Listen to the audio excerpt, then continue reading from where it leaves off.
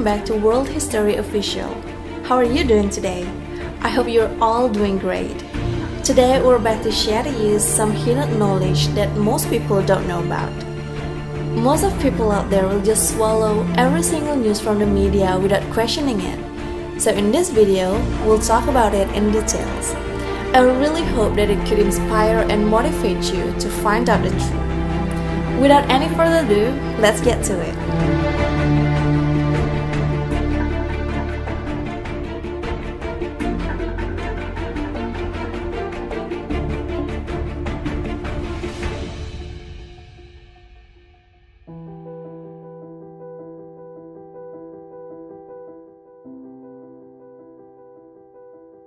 Flat earthers acknowledge that, 1. Earth is not a sphere or an oblate spheroid. No one has ever proven that Earth curves. 2. Earth does not move. It is stationary. No one has ever proven that it spins. 3. The sun, moon, and stars are small local lights. They are not hundreds of thousands, or millions, or trillions of miles away. 4. Eclipses are not caused by Earth's shadow. 5. What they call planets are not spherical, faraway objects, but are more likely wandering stars. 6. Space, as we know it, is fake. Every mission by NASA, and every other space agency, is a hoax, and no object or person has ever left Earth's atmosphere. 7. Satellites are fake. No satellite is now, or has ever been, in orbit. GPS and cell data transmission are done by cables, tower triangulation, and bouncing signals off the ionosphere. 8.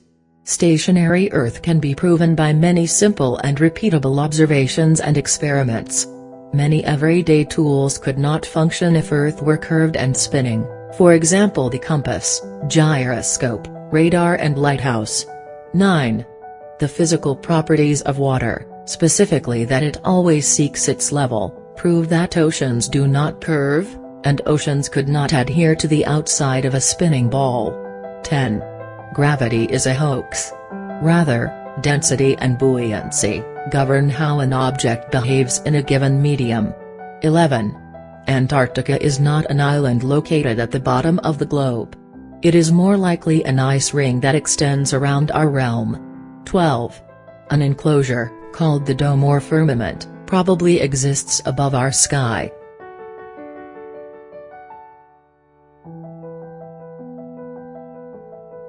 Globe worshippers have a really hard time with this. When I post it, they reply that the Earth is bigger than an orange.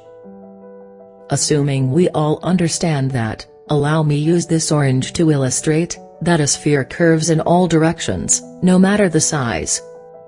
If we can observe the horizon on the ocean to be perfectly straight for miles, then it's impossible for the Earth to be a sphere. No curve on the horizon, no curve between observer and horizon. I love this globe worshipper talking point, because it's so easily debunked. Globe defenders often bring up this time-honored meme: when a ship disappears on the horizon, it's going over the curve of the Earth.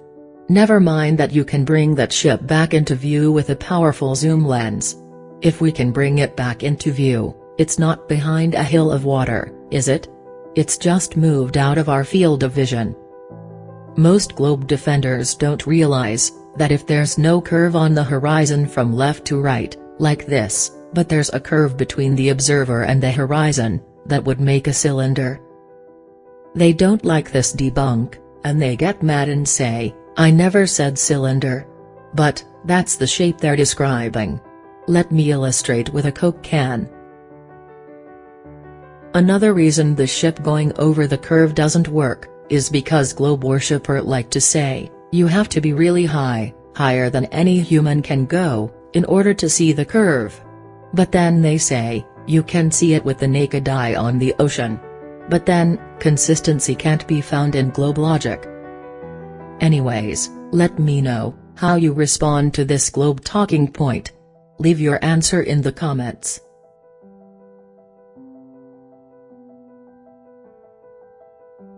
Many people let the 24/7 news cycle guide their thinking.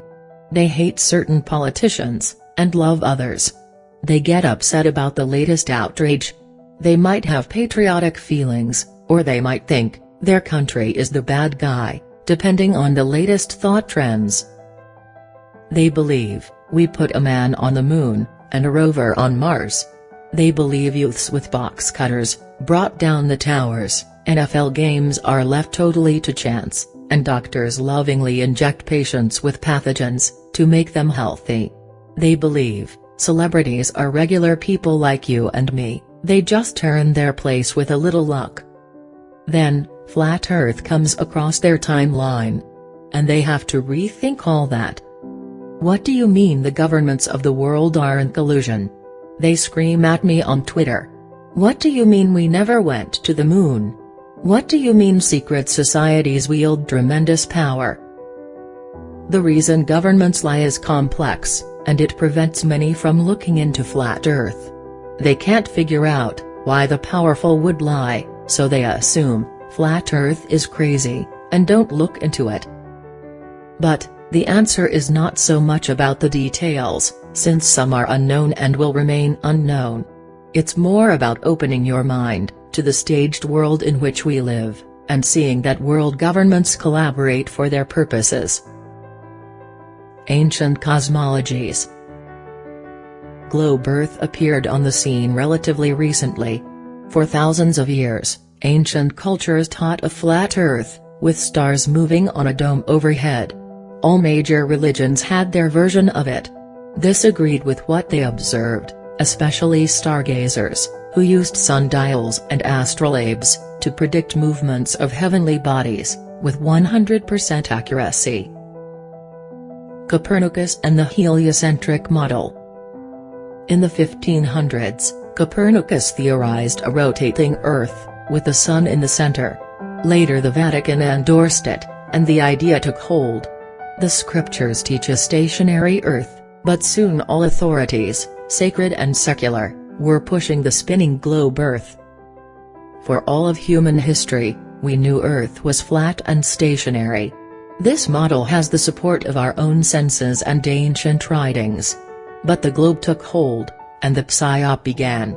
Soon a child would see a globe in every classroom. 1940s and 50s, discovery of the dome and ice wall. In the 1940s, the U.S. government attached cameras to rockets, and sent them high above the New Mexico desert. They captured images from 65 miles, or 100 kilometers. As you see, no curve detected. But, this is how they discovered the dome. Operations Dominic and Fishbowl. Shortly afterward, they began exploding bombs at high altitudes, in projects called Operation Dominic and Operation Fishbowl.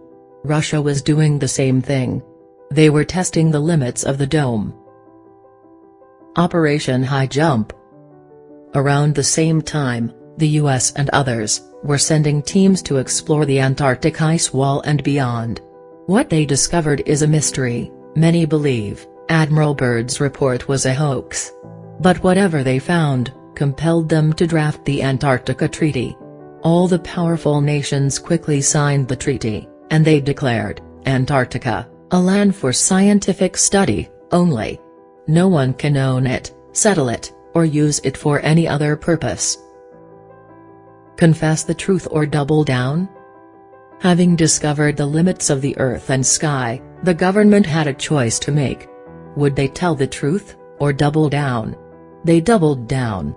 The space race began. The phony space race. People have a hard time understanding that Russia and the USA were in collusion on the whole space race hoax. Maybe they don't understand how ranks work, how they control the flow of information, so that only the people at the top of the pyramid know the truth. In 1957, Russia claimed to send a dog into orbit. Since it was before the days of public outrage over the fate of an animal, they made no plan for Laika's recovery, and claimed that she died painlessly in space 1 week later. How did they know it was painless? Before anyone gets upset, like I probably lived to a ripe old age here on the ground, because Russia never sent anyone anywhere, dog or human. And neither did USA. But in keeping with Russia's publicity stunts, President Kennedy declared, we'd have a man on the moon by the end of the decade. So in 1969, Nixon sprang into action. He contacted Kubrick, and they faked the moon landing. The moon hoax deserves its own post, but suffice to say it helped drive the narrative of USA's dominance on the world stage. Space generates revenue. Today, space and space exploration is worth billions of dollars. NASA's budget is $18 billion annually. Hollywood and the military-industrial educational complex all participate. The idea of a vast universe invokes fear and awe, and aims to keep people living in fear of an asteroid strike or alien invasion. NASA has become the propaganda arm of the climate hoax industry, a form of fear-based mind control, where victims fear they've done something wrong to damage the Earth, and feel helpless because they can't stop others from doing what kills the polar bears, melts ice caps, causes hurricanes, etc. I have to mention secret societies here. Many balk at the idea of secret societies, but it's crucial to understand that membership in these clubs is common among the elite. It helps explain how powerful countries, like USA, Russia and China, though they seem to be at odds on certain issues, actually cooperate and conspire to maintain their power. Many people ask truthers, are China and Russia lying about their space programs too? The short answer is yes. If we know that wickedness dwells in high places, that people in power are willing to lie, cheat and steal, doesn't it follow that the leaders of other nations do this too? If NASA isn't able to recover a human from a rocket, but rather sends empty rockets into the ocean, why would Russia be any different? All nations lie about their space programs.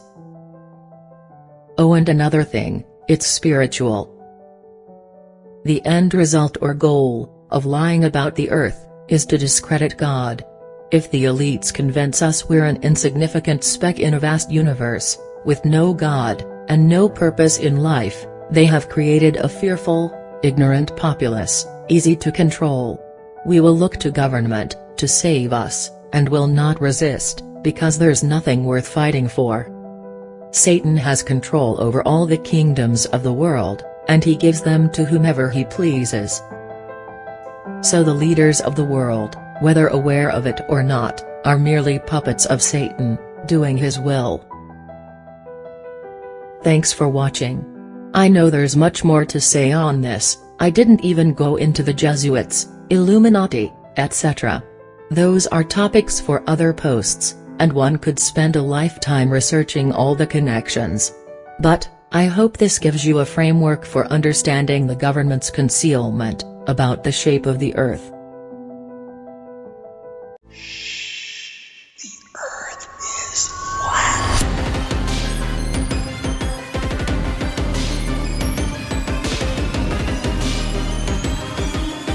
And that's beyond the pole on the other side of the South Pole, from Little America.